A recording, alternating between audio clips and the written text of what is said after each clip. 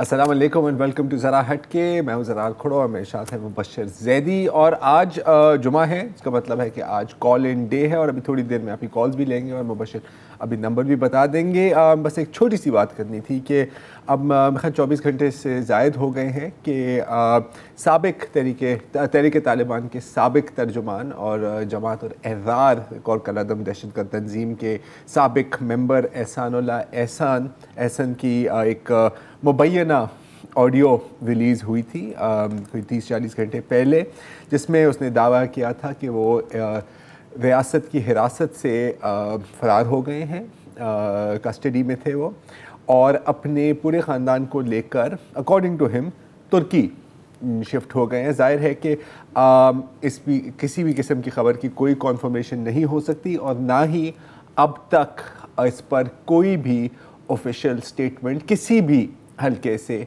आई है। और पता नहीं, किसी ने एक दफ़ा कहा था कि खामोशी भी एक इज़हार होता है, लेकिन मसला यह है कि जितनी देर इसमें खामोशी रहेगी मज़ीद कन्फ्यूजन और मज़ीद कंस्पिरेसी थ्योरीज़ ही फैलेंगी।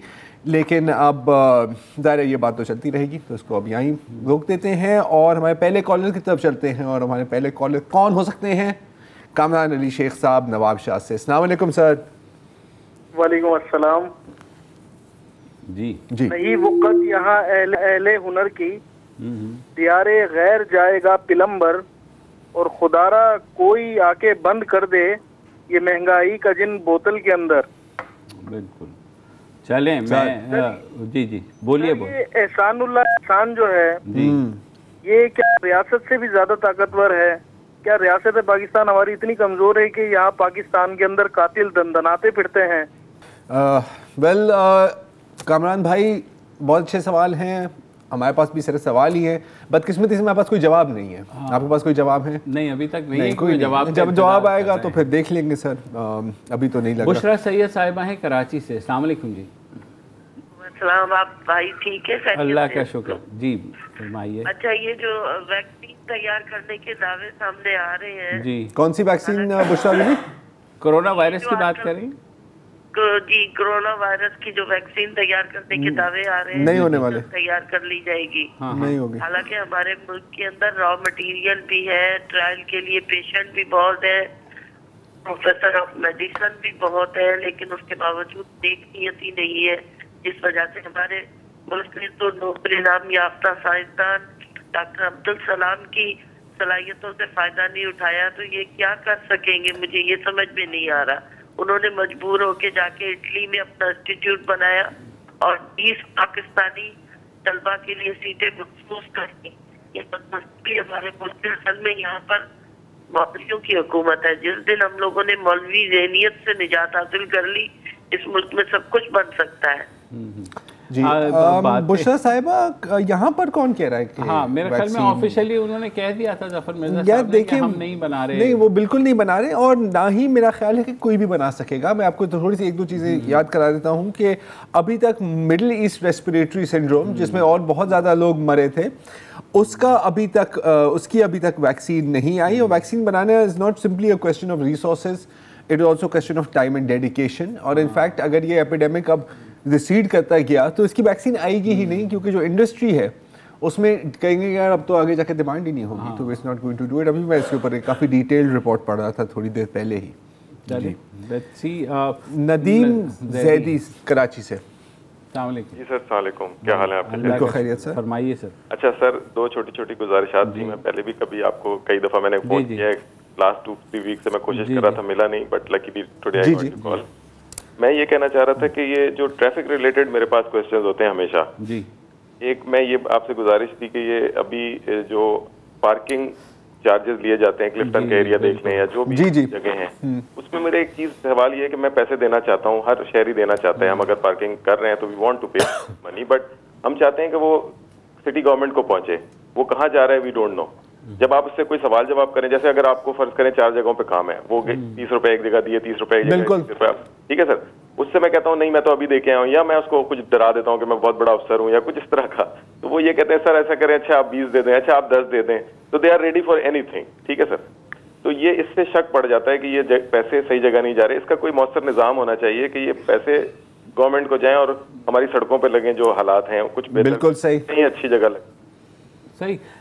नदीम भाई, इसमें मेरे ख्याल में ये भी होना चाहिए कि आप अगर किसी जगह जा रहे हैं, एक दफ़ा आपने पार्किंग का वो पे कर दिया है तो वो उस दिन के लिए काफ़ी होना चाहिए। आप एक ही मार्केट में अगर घूम रहे हैं, लेट्स से तारिक रोड है फॉर दैट, ये यार ये बड़ा एक मसला है। हाँ, मतलब लिटरली आप रोड की दूसरी साइड पे जाओ, 2 प्लॉट आगे जाओ, एक और दफा आपको देना है। बिल्कुल। हाँ, ये आपकी सही बात है, कोई पास होना चाहिए इस तरह का। इसलिए बेहतर मेरी तजवीज़ ये कि आप टिकट उससे मांगें कि मुझे रसीद। लेकिन सर वो है, अगर आप बेहतर करना चाहते हैं और अगर आप सिस्टम को ट्रांसपेरेंट करना चाहते हैं और अगर आप, और ये बड़ी शॉकिंग बात होगी, अगर हुकूमत या जो भी हुकूमत हो, सिटी गवर्नमेंट हो, वो बाकायदा शहरियों की सहूलत करने का सोचे, लेकिन ऐसा नहीं होता। और जहाँ तक नदीम भाई आपकी बात मैं 100% I agree with what you are saying, लेकिन यार ये वो शहर हैं जहाँ तक अभी तक हमें ये नहीं पता लगा कि यार ये जो कचरा पड़ा हुआ है ना, इसको उठाना किसका काम है।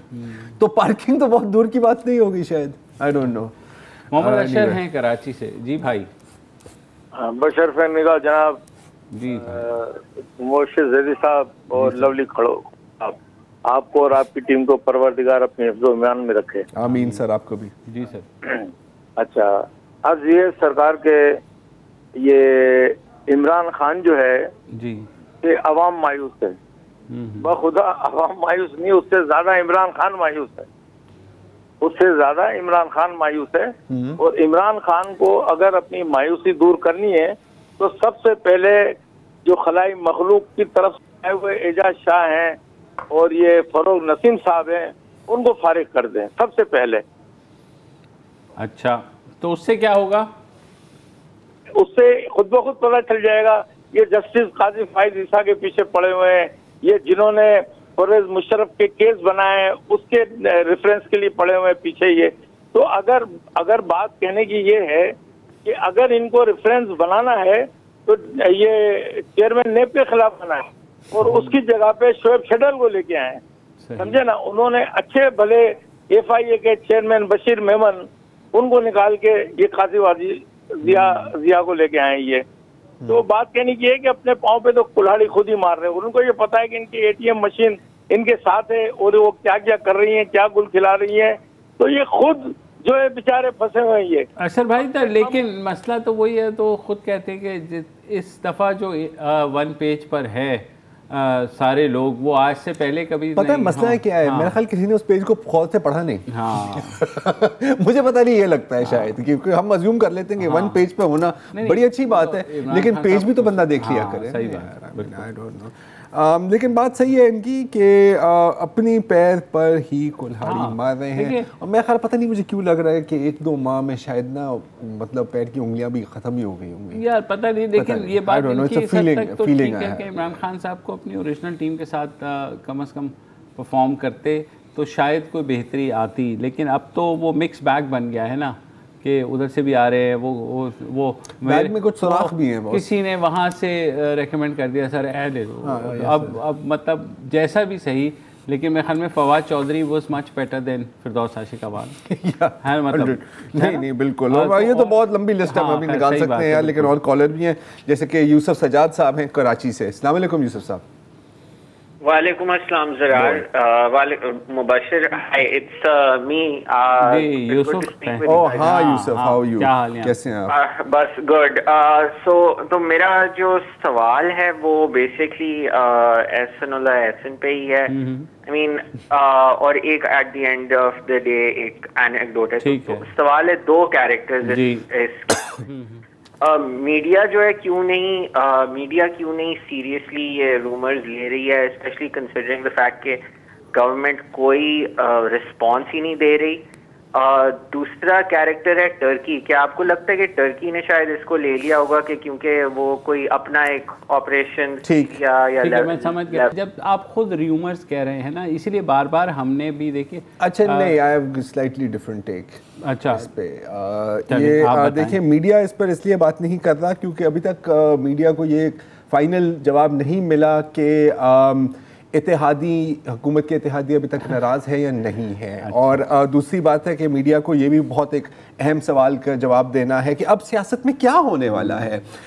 तो ये जो जब इतनी अहम खबरें होती हैं आपके सर पे, तो अब छोटी मोटी खबरें ख़बरों पर आप टाइम नहीं गुजार सकते।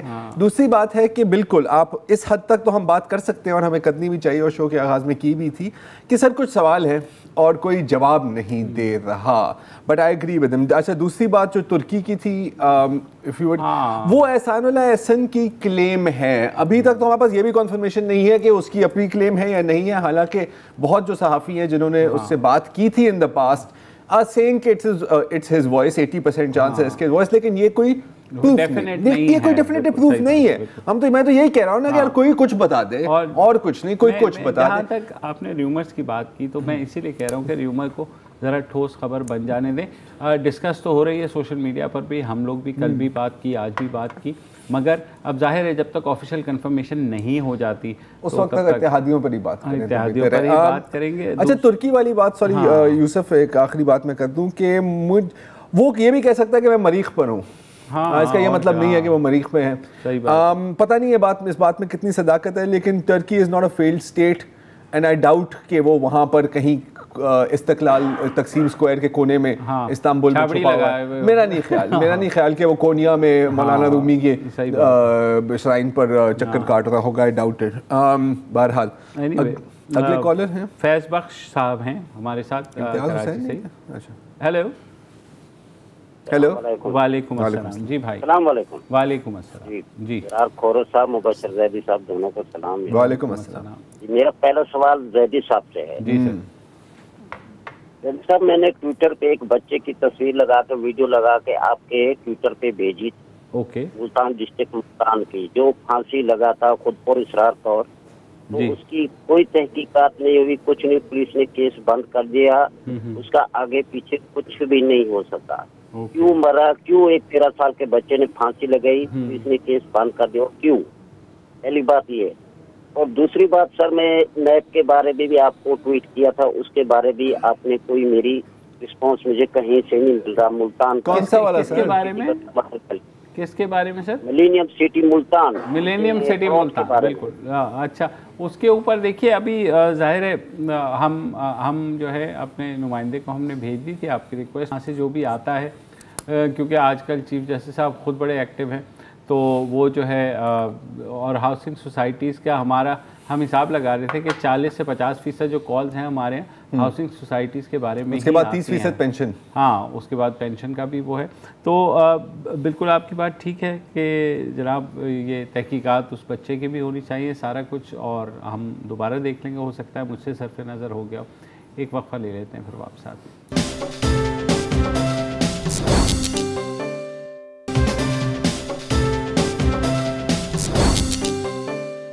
Welcome back. और हमारे साथ ये हंस इसलिए रहे हैं क्योंकि अभी खबर आई है शायद कि एयरवाई पे क्या कहीं ना कहीं ब्रेकिंग चल रही है, कि क्या ब्रेकिंग चल रही थी? एक ऑपरेशन के दौरान एहसान फरार हो गए, जराए के मुताबिक। ऑपरेशन में अपने गुर्दे फेफड़े ना छोड़ गए, पता नहीं यार, पता नहीं। चलो एनीवेज, जब मैं अपने फ्रिज को साफ करता हूँ मैं भी कहता हूँ ये ऑपरेशन है, पता नहीं, हो सकता है clean up, I don't know. चलो एनीवेज, इम्तियाज हुसैन साहब हैं कराची से। जी इम्तियाज भाई। अस्सलाम वालेकुम सर। वालेकुम अस्सलाम भाई। सर आप लोगों की सेहत की दुआ भी करता हूँ और चंद सेकंड ज्यादा का तलबकार हूँ। सबसे पहली बात तो यहाँ से स्टार्ट करूंगा, जो अभी रेलवे की जमीन के बारे में जो हुक्म आया है कि उनको खाली कराया जाएगा, तो मैं पाकिस्तानी शहरी होने के नाते एक रिक्वेस्ट है कि फिर उन लोगों को दूसरी मुतबादिल जगह जरूर दी जाए, क्योंकि रहायश का मसला बड़ा संगीन होता है। और एक काम और करने की जरूरत है, जो स्टार्टिंग में माफियाज, बदमाश और गुंडे माफिया जब ये काम करते हैं और कब्जा करके लोगों को बेचते हैं, उस वक्त जरूर एक्शन लेना चाहिए। और बिल्कुल लेना चाहिए। और सर एक बात ये, इमरान खान साहब की हुकूमत के हवाले से, अगर फिल फॉर इमरान खान साहब आप अगर सैलरी इंक्रीज का ऑर्डर जारी करते हैं हर सेक्टर में, प्राइवेट और निजी, तो आपकी हुकूमत कहीं नहीं जा रही। बस ये करना है, जिस परसेंटेज से महंगाई बढ़ी है उसी परसेंटेज से आप इंक्रीमेंट का, सैलरी इंक्रीज का आप ये काम कर दें। और एक सर बात और करनी है प्राइवेट स्कूल्स के बारे में, कि अगर किसी स्टूडेंट के बच्चों के कोई ड्यूज होते हैं कि तो ना कि वो पेरेंट्स को इन्फॉर्म करें, बल्कि बच्चे को ही क्लास से निकाल के पनिशमेंट देते हैं, जिससे उनके जहन पे एक नेगेटिव सोच बहुत बुरी बात है ये तो आपकी बात। अच्छा, पहली जो दो बातें इन्होंने की हैं वो भी बिल्कुल सही है। मुतबादिल जगह देनी चाहिए और पहले रोकना चाहिए। लेकिन जब चोर और अच्छा, मैं एक सिपाही मिले हों तो फिर अब क्या कर सकते हैं? मिले हुए हों, लेकिन ज़रा थोड़ा सा मैं रिक्वेस्ट है, आई नो शायद अनपॉपुलर होगा, कि आवाम को भी देखना चाहिए। अब भी अगर फ्लैट 5 करोड़ का ख़रीद रहे हैं आप, तो ज़ाहिर आप गरीब तो नहीं हैं। नहीं, देखो वो सब कुछ अपनी जगह यार, लेकिन जब वो जाते हो आप, ठीक है, तो उनके यार इनके एड्स आ रहे होते हैं, ये पूरी बिल्डिंग बन रही होती है, बंदा अज्यूम करता है, साथ साथ एड्स लगे होते हैं। एक में होता है कि इलीगल है और साथ ही उसका एड लगा हुआ होता है वहाँ से फिर, और बहुत मुअद्दबाना गुजारिश है मेरी चीफ जस्टिस साहब से, बहुत वो फोकस कर रहे हैं कराची को, बड़ी अच्छी बात है, लेकिन जो निचली अदालतों से स्टे मिले हुए हैं उनको भी देखना चाहिए। स्टे जो है ना, इनडेफिनेट स्टे होता है, वो बिल्डिंग खड़ी हो जाती है और उसके बाद आप क्या करेंगे? जब लोग आ गए, आज दिल्ली कॉलोनी में काफ़ी लोग जो परेशान हैं, जिन्होंने फ्लैट्स में हैं, वो फैमिलीज, वो कह रहे हैं हम कहाँ जाएं? मैं ये तो मैं कह रहा हूँ ना, कहाँ जाए, कहाँ जाए? अब देखें, अब वो क्या कर, हर चीज़ को जाके सेल्फ बिल्डिंग कंट्रोल अथॉरिटी से जाकर कंफर्म तो नहीं करेंगे, और वो तो उन लोगों ने तो वैसे ही अप्रूव किया होता है यार, तो मुझे पता है क्या गेम है। अच्छा, तीसरा जो उनका पॉइंट था सैलरी इंक्रीज का, ये गवर्नमेंट नहीं कर सकती, कोई प्राइवेट इदारे को नहीं कह सकती कि सर आपने 20% का इंक्रीमेंट देना है। वैसे लेकिन हमारे पार्लियामेंटेरियंस ने कोशिश तो की थी अपने आप को इंक्रीमेंट देने की, जो नाकाम हो गई, बहुत अफसोस की बात है। 2 लाख में गुजारा नहीं। हाँ, और जो आखिरी बात की, ये जो फीस वाली और बच्चों को पनिशमेंट करनी, इसको बैन करना चाहिए। इसमें हुकूमत अगर कुछ कर सकती है तो करे। अब्दुल हई शेख साहब हैं लाहौर से हमारे साथ। जी भाई। अस्सलाम वालेकुम। वालेकुम अस्सलाम। जी शेख साहब। अच्छा सर, पहले तो आप दोनों का बहुत शुक्रिया, माशाल्लाह, जिस तरह आप लोग प्रोग्राम करते हैं, तो आप सबके दुआ गो मैं आप दोनों के लिए। तो अर्ज आपसे, एक आपसे रिक्वेस्ट करनी है और एक आपको तजवीज़ देनी है। जी। तो रिक्वेस्ट आपसे ये है कि ईडन हाउसिंग का एक इशू काफ़ी अरसे से चल रहा है। बिल्कुल। और उसका मैं भी मतलब मुतासिर हूँ उससे, और मेरे कुछ मतलब खानदान के लोग भी हैं। 11 साल हो चुके हैं। आप लोग माशाल्लाह जिस तरह हर इशू को उठाते हैं, तो बराए मेहरबानी थोड़ा सा इस इशू को भी किसी तरह हाईलाइट करें मीडिया पे, ताकि हम जैसे लोगों का जो हक मारा गया है वो हम सबको मिल सके। नहीं, बिल्कुल आपकी बात हई साहब, बदकिस्मती है। अगेन अभी हम यही बात, कराची में हम रहते हैं, तो यहाँ पर भी इतनी ज़्यादा, वहाँ पर ईडन है, फिर इवन इस्लामाबाद में DHA वैली, मतलब इतना बड़ा हज़ारों है। यहाँ एयरफोर्स वालों की जो हाउसिंग का वो हुआ है सारा, मतलब जहाँ पे जिस तरह से मशरूम ग्रोथ हुई है इन हाउसिंग सोसाइटीज़ के, तो किसी को तो देखना चाहिए।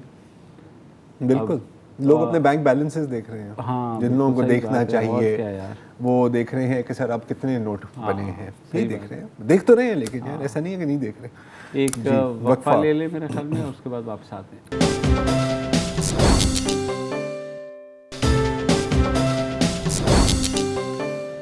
Welcome back. इकराम इलाही साहब हैं कराची से। जी इकराम साहब।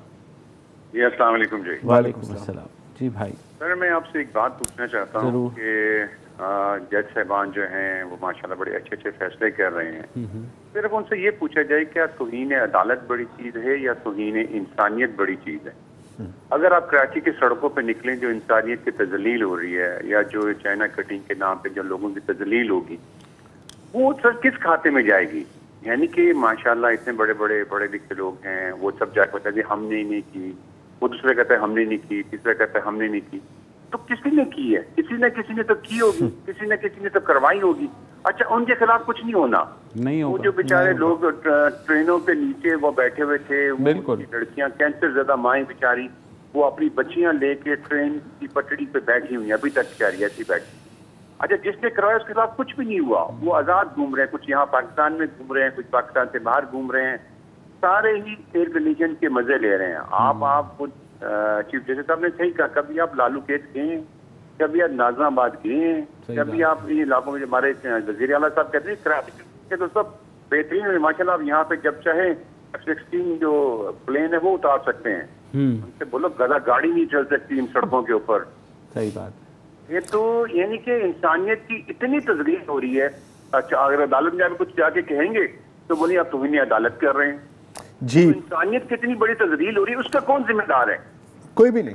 इंसानियत तो आप कब तक आकर इंसानियत की तजलील होती रहेगी कराची में? हमेशा के लिए के साथ जानवर वाला। जी इकराम साहब बिल्कुल। इकराम भाई, या तो आप नए कराची शिफ्ट हुए हैं, नहीं ये तो मतलब क्या पिछले 30-40 साल से यही हो रहा है। और जिस तरह से मशरूम फिर ग्रोथ हुई है, जो चीज़ें कोर्ट में सामने आ रही हैं, आज कैंट के ऑफिशियल खुद कह रहे हैं कि हाँ जी ये जो फ्लैट हैं जो 5-5 करोड़ के बिक गए हैं, ये गैर कानूनी बने हुए। बस हो गया ना सर, अब तो हो गया ना यार। नहीं, एक और बड़ी इंटरेस्टिंग बात थी इन्होंने जो बात की ना कि मतलब वही कुचले जाएंगे जो हमेशा कुचले जाते हैं, कोई नई बात नहीं है। तो अगेन आज ही मैं पढ़ा था ये जो कोर्ट में जो बातें हुई हैं, तो मेरा ख्याल है कि अटॉर्नी जनरल या किसी ने कहा जज साहिबान को कि जी कोई 6000 लोग यहाँ पे बेघर हो जाएंगे। तो उन्होंने कहा कि आप वोट्स की नुक्ते नज़र से क्यों देख रही है चीज़ों को। तो अगले कॉलर की तरफ जाते हैं, अजहर आफ्ताब कराची से। जी अस्सलाम वालेकुम। जी वालेकुम अस्सलाम। जी भाई, मेरे 2 सवालात हैं आपसे। एक तो आपका ओपिनियन जानना चाह रहा हूँ कि ये जो मामलात इस वक्त मुल्क के हैं, जिन मुश्किलात में मुल्क है और जो कि हम 75-72 सालों से इन्हीं मुश्किलात से गुजर रहे हैं। जी तो ये आपके ओपिनियन क्या है? आप ये ओपिनियन इसमें मुझे अपना ऑनेस्ट ओपिनियन दीजिए कि ये चीज़ें आपको बेहतर होती हुई दिखाई दे रही हैं, और अगर ये बेहतर होती हुई दिखाई दे रही हैं तो ये किस तरीके से आप समझते हैं बेहतर होंगी? ये 2 आपके ऑनेस्ट ओपिनियन चाहिए। मैं तो कह रहा हूँ कि देखिए, ये जो नाजुक मोड़ की बात होती है ना, मुल्क नाजुक मोड़ पे खड़ा, अब वो नाजुक मोड़ इतना पक्का हो गया है और सिर्फ उसी को पक्का किया गया है, बाकी किसी चीज़ को नहीं किया गया। तो अब हर वक्त आवाम को कहा जाता है नाजुक मोड़ है, आप ही कुर्बानी देंगे, तो लिहाजा आपके बिल भी बढ़ेंगे, अब महंगाई भी होगी, सारे का सारा वो होगा, मुल्क की मुश्किलात कैसे कम होंगी। तो मेरा भाई मुस्तकबिल करीब में तो कोई उम्मीद नहीं है। खान साहब आए थे ज़ाहिर दावे करके कि 90 दिन में जो है वो चीज़ों को बदल देंगे, मगर उन्हें भी एहसास हो गया कि 90 महीने भी लग जाएं तो शायद इस टीम के साथ तो आप 900 साल भी लगा देना मेरी जान, कख नहीं होने वाला। सीधी बात है। और टीम आपने खुद ही चुनी है, या अगर आपके लिए चुनाई गई है तो फिर आपकी लीडरशिप कहाँ गई? सीधी बात है। सॉरी या जो भी है, हम तो दीवार में अल्टीमेटली तो आप वजीर आजम हैं, आप ही को जवाबदेह होना है लोगों के सामने। फिर आप ये नहीं कह सकते कि सर मुझे ये नहीं मिला, मुझे वो नहीं मिला। सही बात है जी। शहाद सिद्दीकी है कराची से। सर कैसे हैं भाई? आज थोड़ी सी बात सुन लीजिएगा, फिर भले ड्रॉप करवा दीजिएगा लाइन। सर पहले से ही सुनते हैं सर, ये किस तरह की बात की है आपने? हमने कभी आपकी लाइन ड्रॉप की है? आप ड्रॉप का जो है बीच में आपने राग छेड़ दिया है। क्या ड्रॉप ऐसे नहीं होती? फिर कैसे होती है? खुद हो जाती है। चलिए अच्छा, आप फरमाइए। देखिए सर, एक हमारे जो मरदमशुमारी है ना, जी जी, वो कराची की जब तक सही नहीं होगी तब तक कुछ तो फैसले सही नहीं होंगे। पहली बात तो एग्रीड। दूसरी बात ये है कि प्राइम मिनिस्टर कहता है हाई राइज बनाओ, तो हमारी मुअज़्ज़िज़ अदालत कहती है हाई राइज तोड़ा दो। आप यकीन करें, ये बिल्डर है, कुछ दिन बाद तो कुछ बिल्डर खुदकुशियां भी करेंगे, जो पागल हो जाएंगे, कुछ भाग जाएंगे मुल्क से या शहरों से। तीसरी बात ये, जो पीटीवी है वो 35 रुपए हर बिल पे लेती है। अगर मेरा सपोज 60 यूनिट का आ रहा है बिल, और मेरे पास एक पंखा और एक लाइट है, तो मैं भी 35 रुपए पीटीवी को दो। और पीटीवी के जो अरबों रुपए आ रहे हैं, उससे आज तक एक उन्होंने अपना हॉस्पिटल नहीं बना पा रहे। सही बात। अच्छा शहाद भाई, एक तो आपको तस्दीक कर दूं कि अब इंशाल्लाह आपको 35 नहीं आएंगे बल्कि 87 रुपये आएंगे, क्योंकि 50 रुपये मजीद बढ़ाने की है। तो अभी अगर एक और लाइट लगा लें। हाँ, एक और लाइट बुझा दें, लगा एक और लाइट बुझा दें। जहाँ तक मरदमशुमारी की बात है, आई सेड एग्रीड के बिल्कुल। मरदमशुमारी जब तक हमें पता ही नहीं चलेगा कि कराची में कितने लोग हैं, अब उसमें तो उसके बावजूद नहीं होगी। जो मरदमशुमारी है वो कम बता रही है। फिक्र ना करें, हमें तो ये भी नहीं पता कि एहसानुल्लाह एहसान का है। हाँ, कराची में कितने लोग हैं, इससे क्या फ़र्क पड़ता है? हाँ, सही बात है। एनीवे, अब्दुल रज़ाक साहब हैं कराची से। अस्सलाम वालेकुम अब्दुल साहब। वालेकुम अस्सलाम सर, अल्लाह का शुक्र है। साहब और गुरु साहब। जी सर। और सब ठीक ठाक हैं आप? जी बिल्कुल, आप सुनाए सर। काला रूम है बहुत। जी जी बिल्कुल, पहचान गए सर।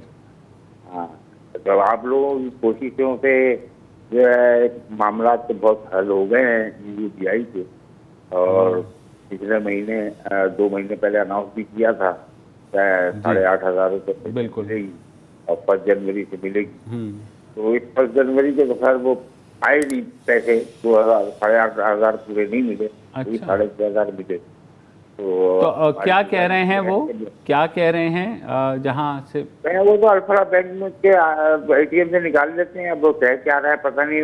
अखबार में पिछले संडे को पढ़ा था मैंने, उसमें ये आया था कि भी नोटिफिकेशन जारी नहीं हुआ।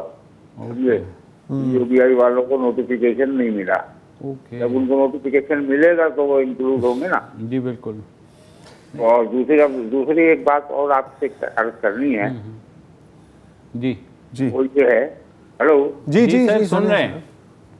दूसरी ये बात अर्ज करनी है, स्कीम नंबर 33 में जी 84 में दिए गया हुआ प्लाट जो है मेरा, वो आज तक जो है वहाँ से कब्जा नहीं खाली कराया गया। और आए दिन मैं टीवी में सुनता रहता हूँ कि वो फलाने इलाके खाली करवा दिए गए, कब्जे खत्म करा दिए गए। लेकिन गौसिया हाउसिंग प्रोजेक्ट उस सोसाइटी का नाम है जिसमें मैंने प्लाट लिया था। और अब मैं बुढ़ा होने वाला हूँ, हो भी चुका हूँ, तकरीबन 65 साल उम्र है। आज तक मैंने वो जगह को नहीं देखा। और जब भी मैं कंसर्न बंदे से इस बारे में बात करता हूँ तो कहते हैं कि जनाब केस चल रहा है, केस चल रहा है। तो कौन से इलाके को वागदार कराया गया कब्जे के थ्रू?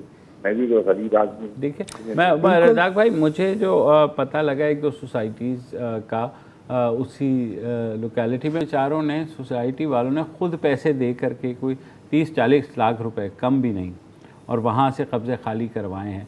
अब मुझे नहीं पता कि गौसिया सोसाइटी में इतना दम है कि वो करवा सकें, लेकिन ये कि देखिए अब इसमें तो जंगल राज में तो फिर शेर के साथ ही दोस्ती करनी पड़ती है। जी एक वक्फा ले लें।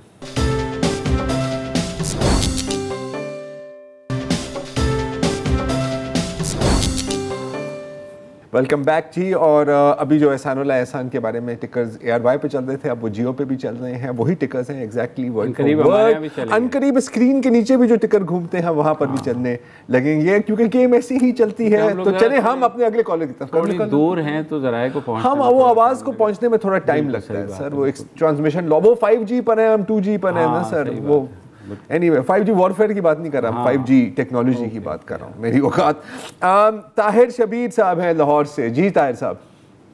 अस्सलाम वालेकुम। वालेकुम अस्सलाम। जी भाई, मुझे बात करने का मौका मिल रहा है। सर 2-3 मौजूआत हैं, वक्त ज़्यादा नहीं लेना चाहूँगा। एक तो ये कि आप क्या ख्याल है कि मौजूदा जो चीफ जस्टिस हैं वो साकिब निसार साहब से किस हद तक मुख्तलिफ हो सकते हैं, इसके कितने इम्कान नजर आते हैं?